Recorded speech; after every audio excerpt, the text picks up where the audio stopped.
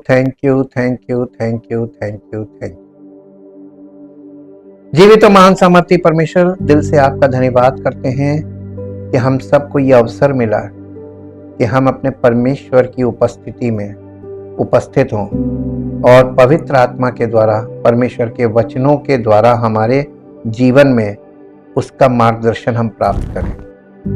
प्रभु, आपकी इच्छा और योजना जो आपके पवित्र वचन में है, पवित्र आत्मा उन सब बातों को व्यवहारिक तौर पर हमें स्पष्ट करता है ताकि आपकी इच्छा और योजना हमारे मस्तिष्क में, हमारी बुद्धि में क्लियर हो और हम पवित्र आत्मा के मार्गदर्शन में और नेतृत्व में उस राज्य की ओर बढ़ें और उस राज्य के योग्य बने जो आपने हर एक उस व्यक्ति के लिए जो नए सिरे से जन्म प्राप्त करता है और आत्मिक रूप से परिपक्व होता है, उसके लिए तैयार किया है।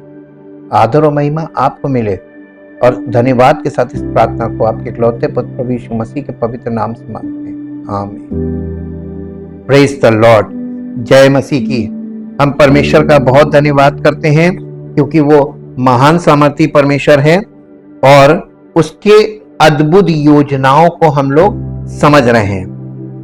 क्यों यीशु मसीह ने मूसा की पुस्तक से अपने विषय में जो परमेश्वर की योजना थी उसको वहां से क्यों स्पष्ट किया? क्योंकि पवित्र शास्त्र उस समय था और नया नियम नहीं था।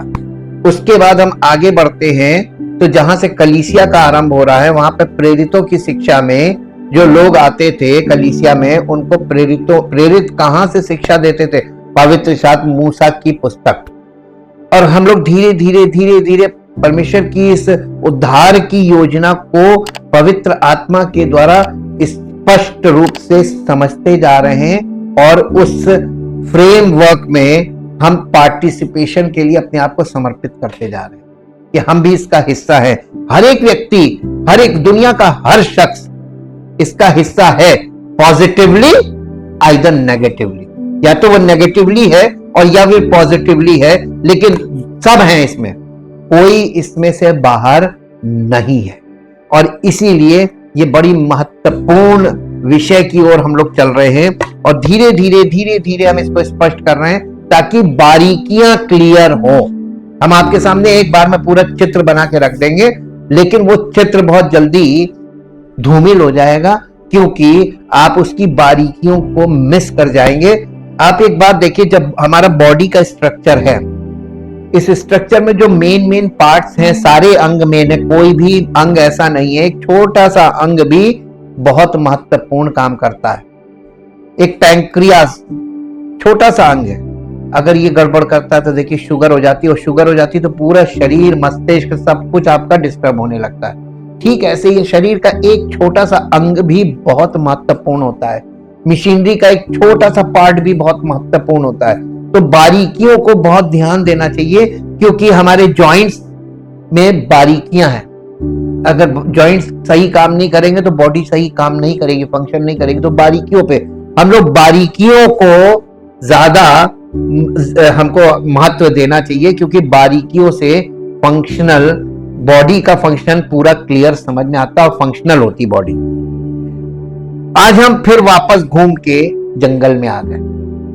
अभी हमारा वो विषय जो था वो एक पार्ट क्लियर हुआ है, लेकिन अभी उसमें बहुत सी चीजें और हैं, इसलिए हम वापस फिर जंगल में आ जाते हैं और जंगल के सीन में आ जाते हैं अपने अध्ययन में। और उस जंगल के, देखिए, परमेश्वर उन्हें एक सिविलाइजेशन से, यानी एक शहर से, मिस्र एक कंट्री था, एक सिविलाइज्ड कंट्री, वहां पे वो गुलाम थे।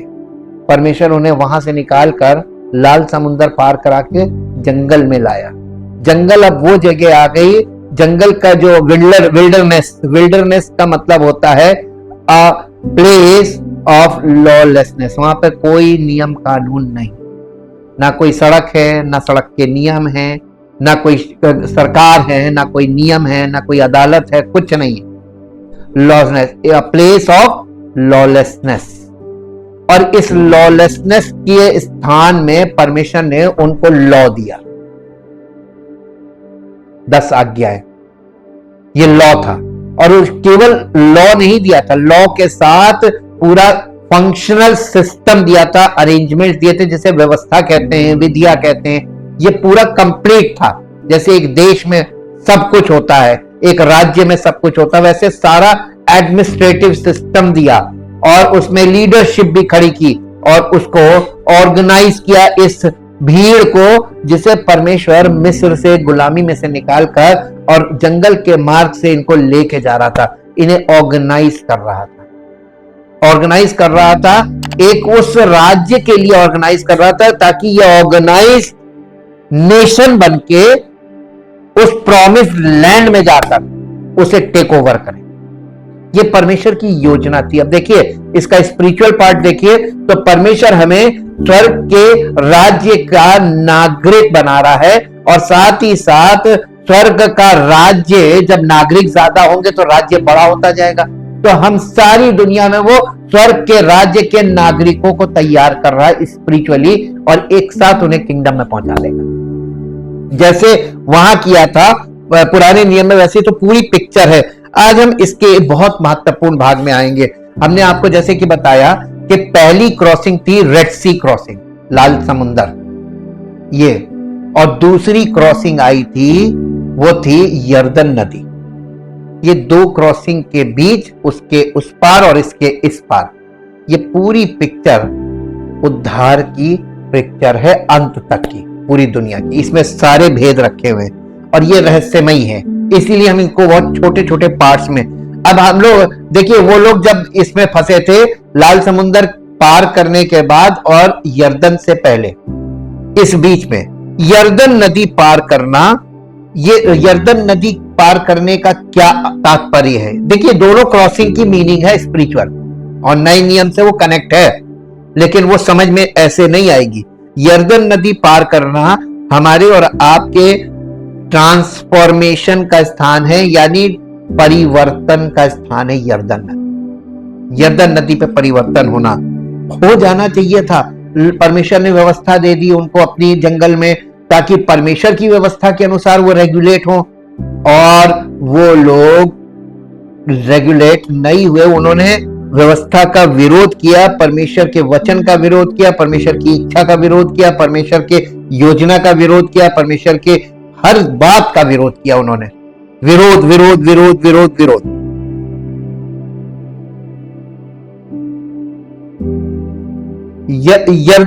यर्दन नदी का महत्व एक साधारण भौगोलिक अवरोध के रूप में शुरू हुआ, जो व्यवहारिक रूप से एक सीमा का प्रतिनिधित्व करता है। जैसे कि कोई भी देखिए, आप दो शहरों के बीच अगर नदी होती है तो वो बाउंड्री कहलाती, बॉर्डर। नदी के इस पार ये और नदी के उस पार वो, बिल्कुल ठीक ऐसे ही था।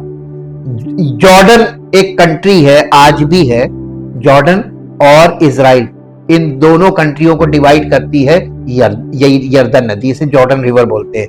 ये जॉर्डन रिवर ही डिवाइड करती है, ये बाउंड्री थी। अब इसमें इनको ये यर्दन से इस पार आते तो इजराइल है ना, और इजराइल अगर देखिए तो पुराने यानी इजराइलियों के लिए ये प्रॉमिस लैंड था, जिसे आज होली लैंड बोलते हैं। इसी तरीके से परमेश्वर हम लोगों को जब जंगल में से लेके चल रहा है, संसार से निकाला, इजिप्ट संसार है, संसार से निकाला, और फिर संसार से निकालने के बाद अब हम लोग जहां पर खड़े हुए, देखिए जब मसीह में लोग आ जाते हैं तो आप देखेंगे लोग कहते हैं हम व्यवस्था, हमको हमारे लिए पुरानी व्यवस्था, वो तो पुरानी व्यवस्था है, पुराना नियम है, वो हमारे लिए नहीं है, तो वो लॉलेसनेस में आ जाते हैं, इसीलिए यर्दन पार नहीं कर पाते। ये यर्दन पार करना एक बहुत खास मकसद से ये रखा गया है।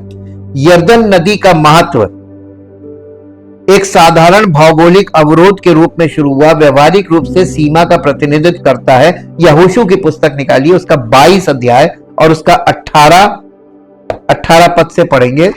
यहोशू की पुस्तक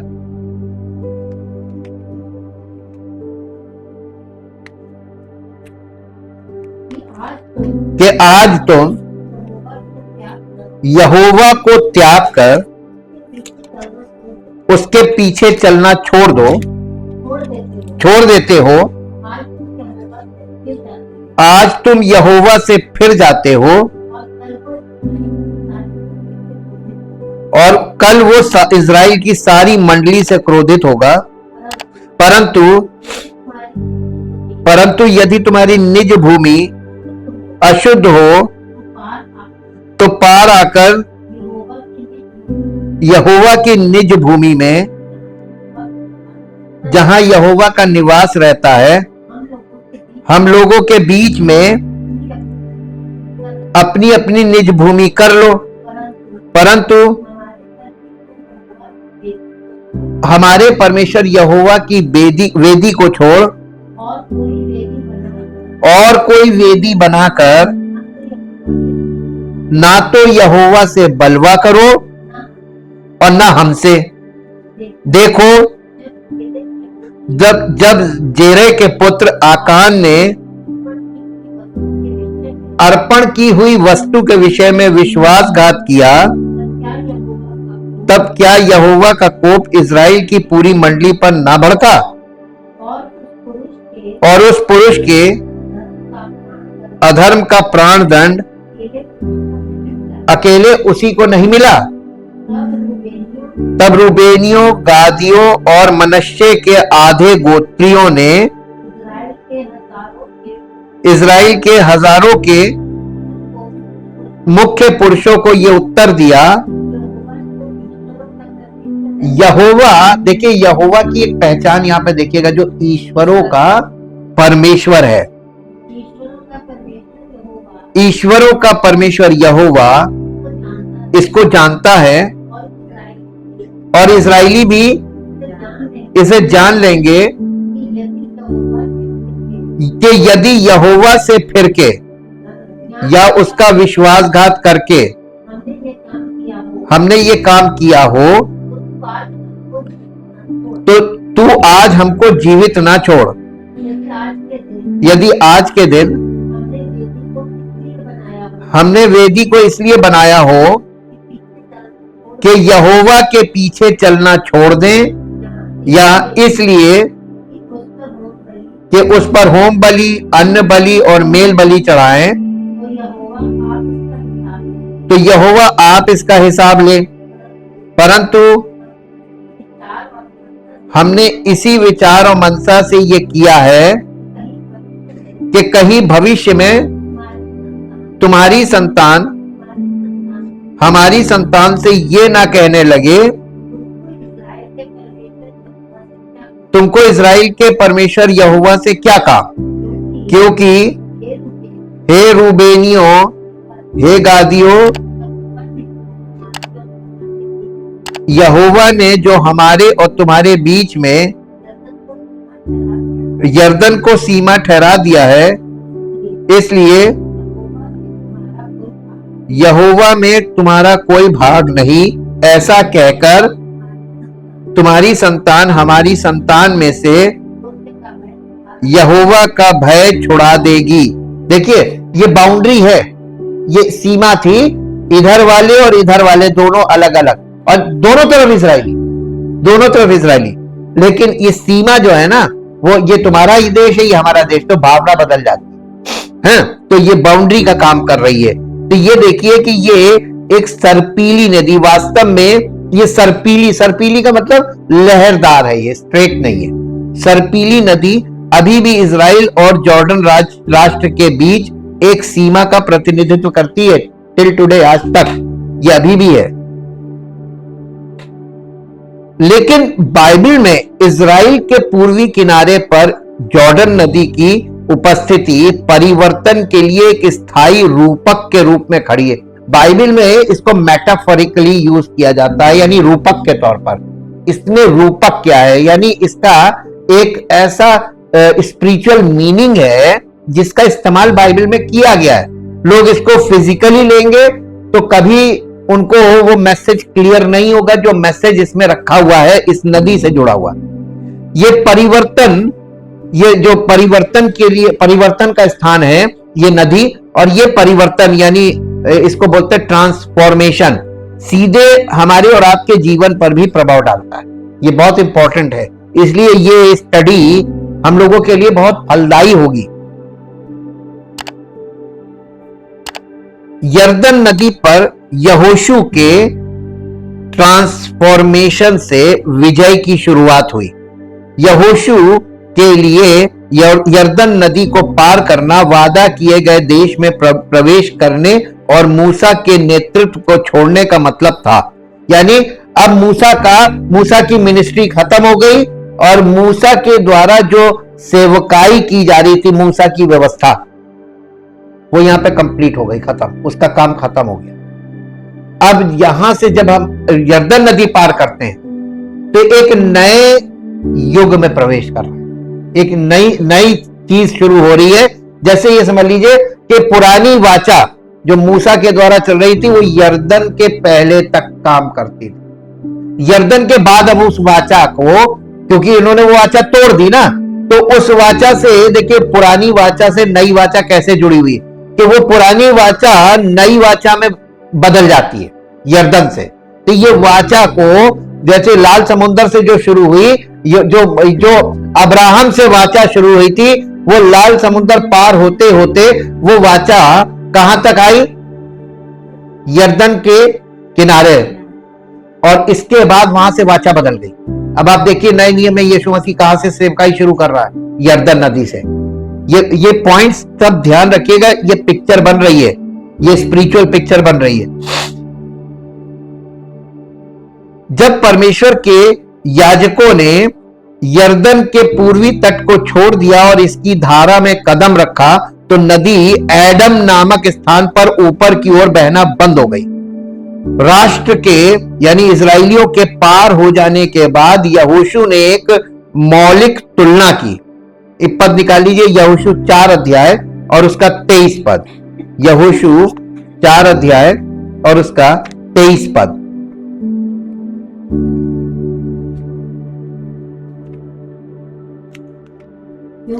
क्योंकि जैसे तुम्हारे परमेश्वर यहोवा ने लाल समुद्र को हमारे पार हो जाने तक हमारे सामने से हटाकर सुखा रखा था, वैसे ही उसने यरदन का भी जल तुम्हारे पार हो जाने तक तुम्हारे सामने से हटाकर सुखा रखा था। देखिए जैसे लाल समुद्र को 2 भाग किया था, सुखा दिया था, वैसे ही उसने यरदन को भी सुखा दिया था। अब देखिए, आप कितनी भी साइंटिस्ट लोग खोज कर लें, ये ऐतिहासिक तथ्य है, ये कल्पना नहीं है, और इसके फैक्ट्स हैं, आज तक प्रमाण रखे हुए सब, और ये प्रमाण है कि परमेश्वर ने ये किया था। तो कैसे किया था ये कभी मत जाइएगा, क्यों किया था इस पे जाइएगा, तो आपको आपके जीवन में रास्ता बना देगा। और आप कैसे में फंस जाएंगे तो आपके जीवन का रास्ता बंद रहेगा। क्या आपने ध्यान दिया?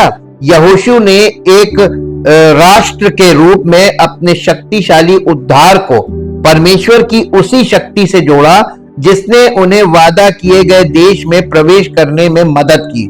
उन्होंने इस घटना को याद करने के लिए यरदन नदी के पत्थरों से 12 पत्थर उसमें से निकाले थे और उनको कलेक्ट करके वहां पर उनको खड़ा कर दिया था, मेमोरियल, कि हम लोग ने यरदन पार की थी। और यरदन नदी के तल से वो पत्थर उठाए थे। 12 गोत्र के लोगों ने एक एक पत्थर एक एक गोत्र के हेड ने उठाया था। एलीशा का ट्रांसफॉर्मेशन कहां हुआ था? एलिया और एलीशा का ट्रांसफॉर्मेशन, निर्वासन की तैयारी, एलीशा का परिवर्तन और निर्वासन की तैयारी। यरदन नदी पर उसी स्थान पर एक और महत्वपूर्ण परिवर्तन हुआ। एलिया ने स्वर्गारोहण से ठीक पहले भविष्यवाणी का दायित्व एलीशा को सौंप दिया, और जैसा कि मूसा से यहोशू के हाथ में जाने के समय हुआ था, एलिया और एलीशा के लिए यरदन नदी 2 भागों में विभाजित हो गई और वे सूखी जमीन पर पार हो गए। दूसरा राजा 2 अध्याय, दूसरा राजा 2 अध्याय, 2 अध्याय,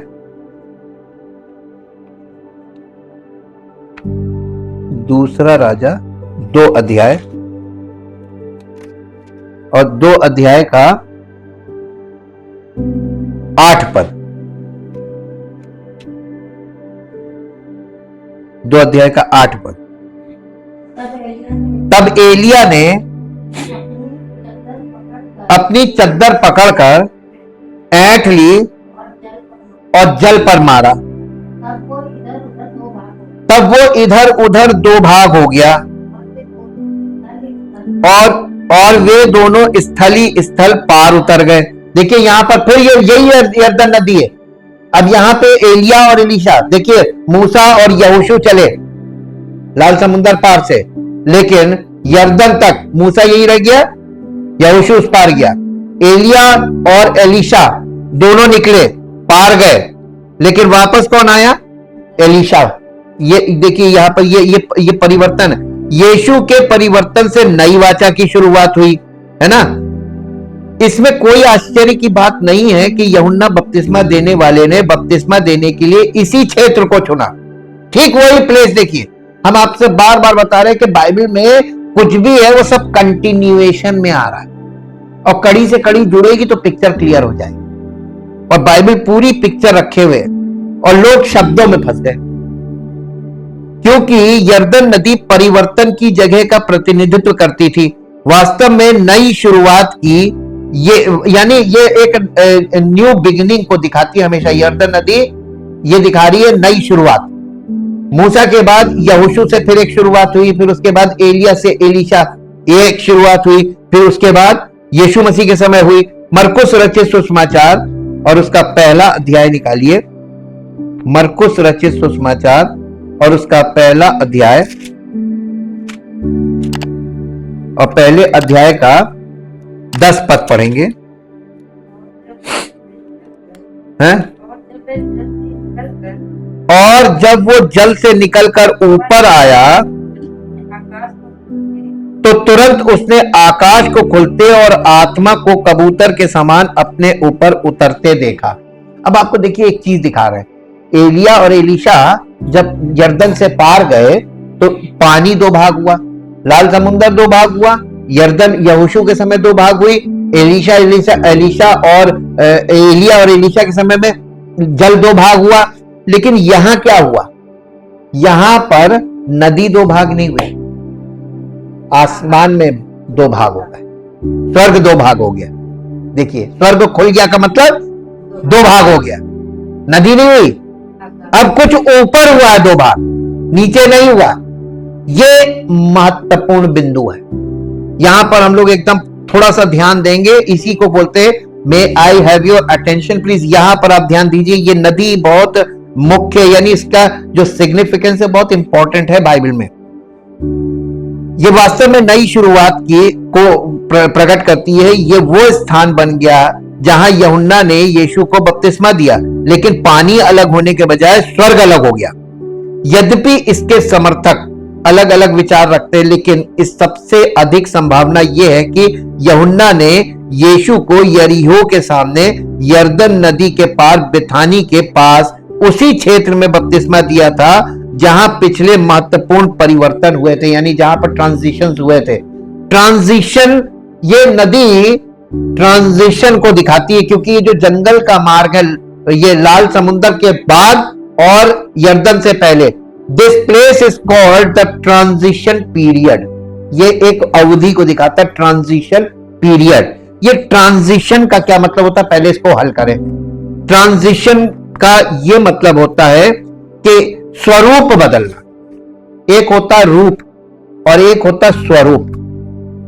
स्वरूप बदलना यानी दशा या रूप, आपका एक दशा या एक रूप से अन्य दशा या अन्य रूप में परिवर्तन, इसी को मेटामॉर्फोसिस बोलते हैं। कि जैसे तितली बनती है, तितली कैसे बनती है? एक लार्वा होता है, एक केचुए जैसा कीड़ा, उसके बाद प्यूपा बन जाता है और फिर वो तितली बनता है। तो एक ये चरणबद्ध परिवर्तन होता है। ये इसी को ट्रांजिशन बोलते हैं। ट्रांसफॉर्मेशन इज ऑलवेज, जो ट्रांसफॉर्मेशन का जो पीरियड होता है, दैट पीरियड यानी ट्रांसफॉर्मेशन की जो अवधि होती है उसको ट्रांजिशन पीरियड बोलते हैं। और उसमें जो परिवर्तन होते हैं वो उसको बोलते हैं स्टेप बाय स्टेप। जैसे ये पौलुस ने कहा हम अंश अंश करके परमेश्वर के स्वरूप में परिवर्तित होते जाते हैं। ये ट्रांजिशन, ये ट्रांसफॉर्मेशन होता है, लेकिन इसमें एक समय लगता है, समय अवधि है।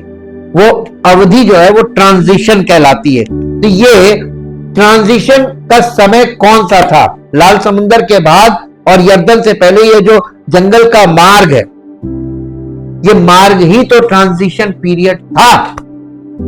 कितने परिवर्तित हुए।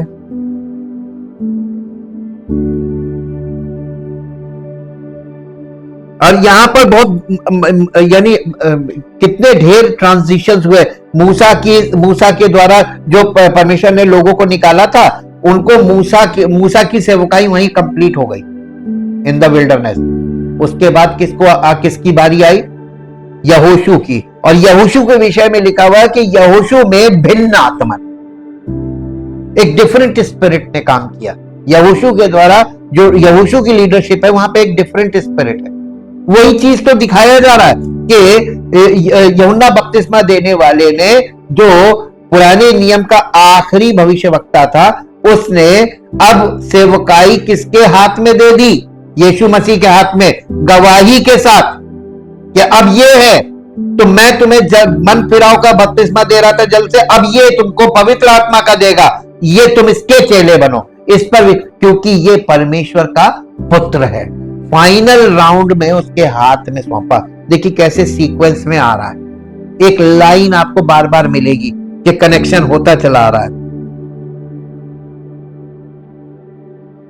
मृत सागर यानी डेड सी के ऊपर यरदन नदी के अधिकांश प्रवाह को कृषि उपयोग के लिए मोड़ दिया गया है और इसकी जगह सीवेज ने ले लिए। ये यानी अब वहां पर जो परिवर्तन हुए उसका भी बताया जा रहा है। ये जाके डेड सी में गिर जाती है। डेड सी का मतलब वो मृत सागर है, वहां पर उसमें जीवन नहीं है और इसलिए वहां पर जीवन से संबंधित यानी उसमें कुछ भी आपको नहीं मिले, उसमें कोई डूबता भी नहीं है। आप कूद जाएंगे, आप ऊपर तैरते रहेंगे। डेड सी उसी को बोलते हैं। यरदन नदी ट्रांजिशन का स्थान है। ये इसका मेन अध्ययन यही है। यरदन नदी परिवर्तन का एक महत्वपूर्ण प्रतीक बनी हुई है। वहां जो परिवर्तन हुए वे कभी कभी राष्ट्रीय थे, जैसे मूसा और यहोशू। मूसा के बाद यहोशू के हाथ में बागडोर आ गई और ये यरदन पे ही हुआ। उसके बाद एलिया और एलीशा तथा यूहन्ना और यीशु के साथ ये 3 बार हुआ। देखिए नंबर 3,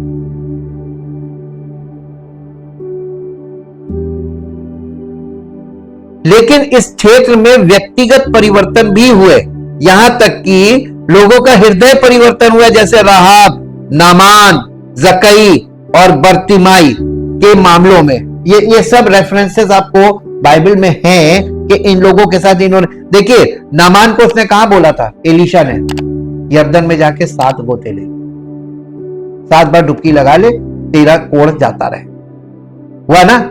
वहां पे परिवर्तन, वहां पे इतने आश्चर्य कर्म। इसका मतलब वहां पे स्पिरिचुअल सिग्निफिकेंस दिखाया जा रहा है शुरू से कि तुम्हारा जीवन नया हो जाएगा। कोढ़ दिखाता है पाप को। उसका मेटाफर्स देखिए, कोढ़ रिप्रेजेंट्स यानी लेप्रेसी रिप्रेजेंट्स सिन, पाप। और पाप जैसे कोढ़ खत्म नहीं होता था, पाप भी नहीं खत्म।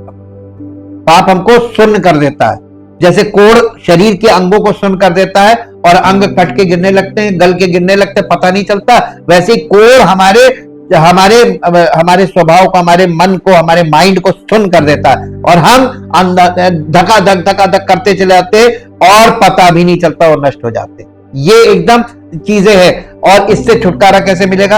यरदन। ये सिंबॉलिक मीनिंग्स हैं और यहाँ पे दिखाया गया है, चाहे वे राष्ट्रीय हो या व्यक्तिगत बदलाव हो या दोनों, किसी भी नई शुरुआत के लिए अंत की भी आवश्यकता होती है। अब आप देखिए, जंगल में मूसा की अगुवाई का अंत हुआ यरदन से पहले, और यरदन से फिर एक नई शुरुआत हुई यहोशू के द्वारा।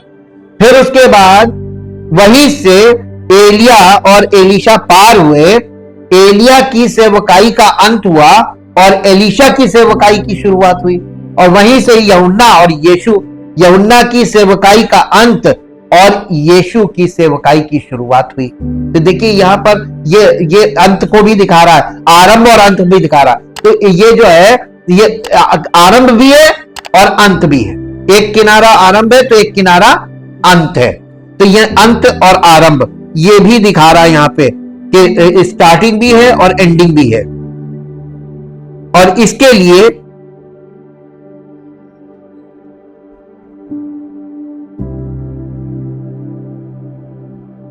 लिए एक किनारे को छोड़कर दूसरे किनारे पर नदी पार करना पड़ता है।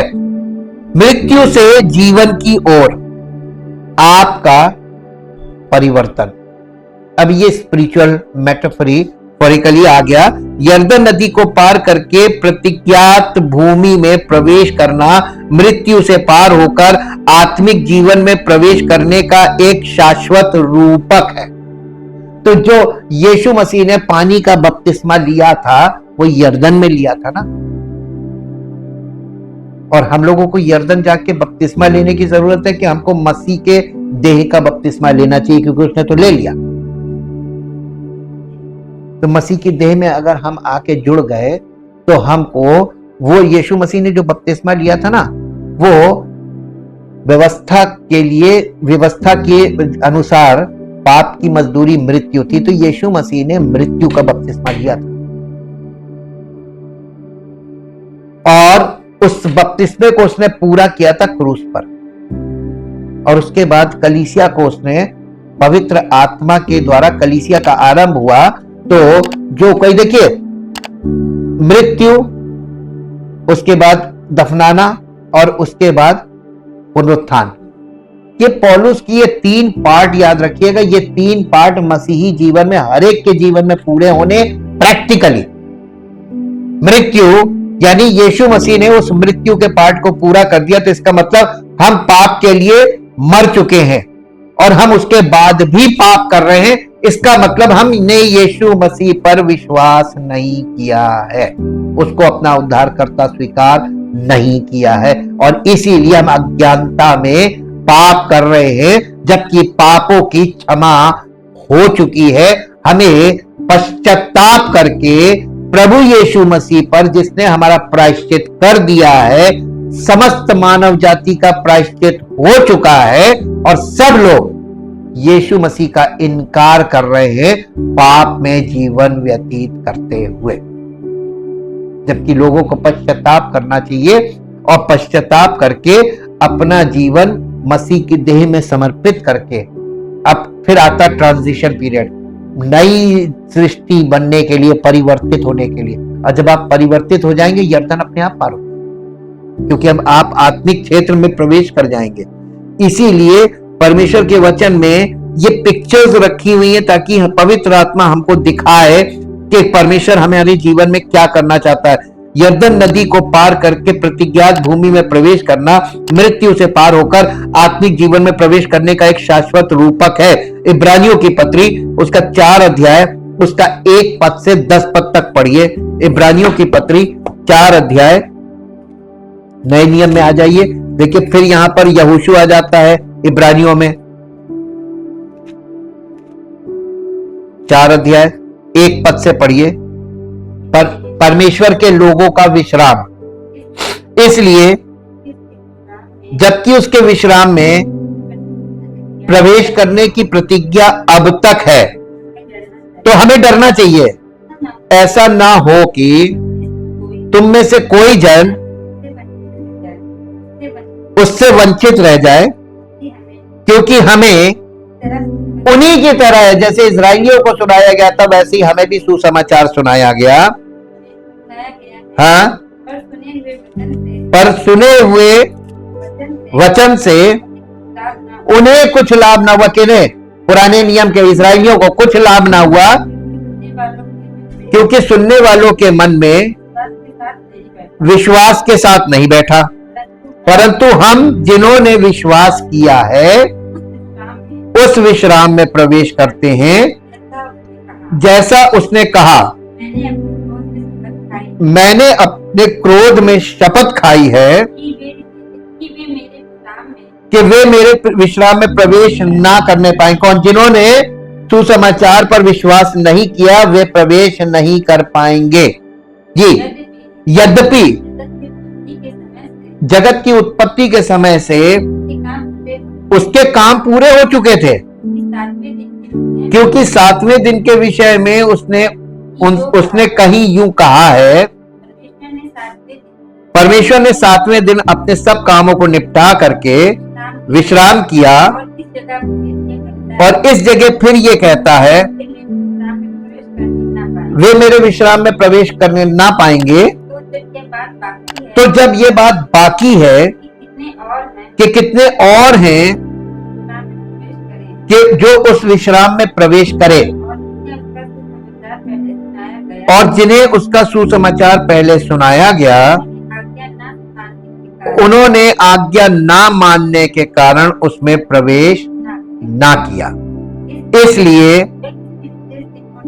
वो किसी विशेष दिन को ठहराकर इतने दिन के बाद दाऊद की पुस्तक में यानी भजन संहिता में उसे आज का दिन कहता है, जैसे पहले कहा गया, यदि आज तुम उसका शब्द सुनो तो अपने मनों को कठोर ना करो, क्योंकि यदि यहोशू, देखिए आ गया ना यहोशू, क्योंकि यदि यहोशू उन्हें विश्राम में प्रवेश करा लेता तो उसके बाद दूसरे दिन की चर्चा ना होती। अतः जान लो कि परमेश्वर के लोगों के लिए सबत का विश्राम बाकी है, क्योंकि जिसने उसके विश्राम में प्रवेश किया है उसने भी परमेश्वर के समान अपने कामों को पूरा करके विश्राम किया है। अतः उस विश्राम में प्रवेश करने का प्रयत्न करे, ऐसा ना हो कि कोई जन उनके समान आज्ञा ना मानकर गिर पड़े। अब उसके बाद फिर भी आ जाता है, क्योंकि परमेश्वर का वचन जीवित पवित्र। देखिए आप, ये कड़ी से कड़ी जुड़ी हुई है। परमेश्वर का वचन हमको बार बार बार बार वहां ले जाकर और ये दिखा रहा कि देखो उनको क्यों नहीं मिला और तुमको भी उसी लिए नहीं मिलेगा। अगर तुम उन्होंने आज्ञा नहीं मानी तुम भी नहीं, अगर उन्होंने विश्वास नहीं किया तुम भी नहीं करोगे, नहीं मिलेगा और तुमको वो करना ही होगा। और इस अपने इस जीवन से जो अभी हम जी रहे हैं, ये जीवन बिल्कुल भी परमेश्वर एक्सेप्ट नहीं करेगा। जैसे कि यहोशू ने यरदन नदी पार करने के बाद बताया, परमेश्वर का वही अनुग्रह जिसने उन्हें छुटकारा दिलाया, वही अनुग्रह उन्हें घर तक ले गया। यहोशू के 4 अध्याय का 23 पद में पढ़ दीजिए फिर से एक बार। यहोशू 4 अध्याय का 23 पद। क्योंकि जैसे तुम्हारे परमेश्वर यहोवा ने लाल समुंदर को हमारे पार हो जाने तक हमारे सामने से हटाकर सुखा रखा था, वैसे ही उसने यरदन का भी जल तुम्हारे पार हो जाने तक तुम्हारे सामने से हटाकर सुखा रखा। ये परमेश्वर ठहरा रहता है। देखिए परमेश्वर कितना आराम से चल रहा है, मालूम है, युगों से युगों तक, युगों से युगों तक, युगों से युगों तक। मालूम क्यों? क्योंकि नए नियम में पौलुस ने लिखा है मसीह में सब सृष्टि हुई है और मसीह में वो सब कुछ एकत्रित करेगा, बाकी सब नष्ट हो जाएगा। जो मसीह में नहीं होगा, जो मनुष्य मसीह में नहीं होगा वो नष्ट हो जाएगा। बाकी सृष्टि की सब चीज मसीह में है और मसीह में आएगी, बनी रहेगी, रिन्यूअल हो रहा है। लेकिन एक ही है परमेश्वर के, एक सृष्टि जो है उसके हाथों की सृष्टि, वो है मानव सृष्टि। वो मसीह में उसको आना है, उसको परमेश्वर लाना नहीं मांगता, यानी दबाव नहीं है, स्वेच्छा पे छोड़ा है, ताकि जो कोई अपने आप से वचन के द्वारा आपको प्रेरणा मिल सकती है और आप वचन से प्रेरित होकर परमेश्वर को अपना जीवन समर्पित कर सकते हैं। लेकिन परमेश्वर जबरदस्ती बलपूर्वक किसी को भी मसीह में लाकर जबरदस्ती नहीं करेगा। आपके साथ कोई जबरदस्ती कभी किसी के साथ परमेश्वर ने ना की है और ना कभी करेगा। लेकिन एक बात बताए, बच्चों को अगर उनकी मर्जी पे छोड़ दे माता पिता, तो बच्चा सुरक्षित कभी नहीं रहेगा, बच्चे का जीवन नष्ट हो जाएगा। इसलिए माता पिता उसके साथ जोर जबरदस्ती करते हैं, लेकिन मालूम है एक उम्र के बाद माता पिता भी अपने बच्चों के साथ जोर जबरदस्ती नहीं कर सकते, वो अपनी मर्जी का मालिक हो जाता है। परमेश्वर यहाँ पे यही तो दिखा रहा है, उसने सारी दुनिया के सब लोगों को उनकी मर्जी पर छोड़ दिया है, लेकिन परमेश्वर का आत्मा परमेश्वर के वचनों के द्वारा लोगों के हृदय को प्रेरित करने का काम करता है, ताकि काश किसी के मन की आंखें ज्योतिर्मय हो जाएं। काश प्रतिदिन आप सुसमाचार सुनाते रहिए, पता नहीं कब कौन व्यक्ति सुसमाचार से प्रेरित होकर उसका जीवन परमेश्वर की महिमा का कारण बन जाए, वो परमेश्वर के राज्य का वारिस बन जाए। इसीलिए उसने कहा है कि तुम बीज बोने और सिंचाई का काम तुम करते रहो, यानी सुसमाचार सुनाते रहो, और सुसमाचार की चर्चा हमेशा होती रहनी चाहिए, ताकि जो परमेश्वर के से प्रेम करने वाले लोग हैं, जो परमेश्वर को खोजने वाले लोग हैं, वो इन बातों से प्रेरित होकर समर्पण करने लगेंगे। हम पिता परमेश्वर आपका बहुत धन्यवाद करते हैं आपके अद्भुत कार्यों के लिए जो आप आरंभ से करते आ रहे हैं। आपका कार्य जारी है प्रभु, हम आपका धन्यवाद करते हैं। हाँ प्रभु, शारीरिक तौर पर तो देखने में लगता है कि कुछ नहीं हो रहा है, लेकिन आत्मिक तौर पर यह पता चलता है कि आपका काम बहुत जोरों से हो रहा है। आपका काम गुप्त है, आपका काम रहस्यमयी है, आपका काम अंदरूनी है, बाहरी नहीं है, इसलिए पता नहीं चलता है, लेकिन आपका काम भी बहुत जोरों पर है। हम आपका धन्यवाद करते हैं आपके अद्भुत कार्यों के लिए जो भीतरी मनुष्यत्व में और गुप्त रूप से प्रभु आप कर रहे हैं, और लोगों को गुप्त रूप से पूरी तरीके से अपने राज्य का वारिस बना रहे हैं। आपकी इच्छा और योजना हर एक उस जीवन में जो परमेश्वर से प्रेम करता है और परमेश्वर को खोज रहा है, दिल से खोज रहा है, उसको परमेश्वर खोज रहा है, और परमेश्वर खुद ऐसे लोगों को खोज रहा है जो परमेश्वर को खोजते हैं, और परमेश्वर हमें खोज लेता है, क्योंकि हम परमेश्वर को नहीं जानते, लेकिन वो हमको जानता है, वो हर एक को जानता है, वो आपको खोज कर निकालता है, और वो अपनी कलीसिया में पवित्र आत्मा के द्वारा और अपने पवित्र वचनों के द्वारा हमारे भीतरी मनुष्यत्व को पवित्रीकरण करके अपनी महिमा के लिए तैयार कर रहा है। सारा आदर सारी महिमा आपको मिले परमेश्वर, और हम सब लोग आपकी महिमा के योग्य बने और आपका नाम महिमान्वित हो हम सबके जीवनों से। यही प्रार्थना करते, इस प्रार्थना को प्रभु यीशु मसीह के नाम से मांगते हैं, आमीन। Praise the Lord.